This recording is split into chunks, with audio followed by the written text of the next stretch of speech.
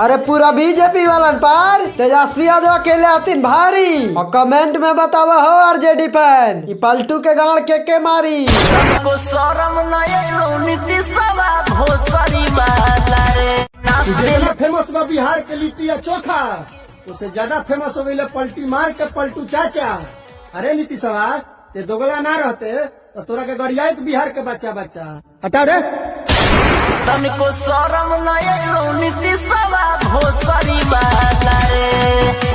अरे आग प्यारा लगेला ठंडी में। ये पलटू चाचा तू लड़की रहता ना तो नाम आई तोहरो रंडी में। पलटू चाचा फेरू पलट गईले राजा छोरी बीजेपी में सट गईले। अरे एके साथे बैठ के खैला दाल भात चोखा मोदी जी कौन जड़ी दे देले नीतीश चाचा कि तेजस्वी भैया के दे गईला धोखा।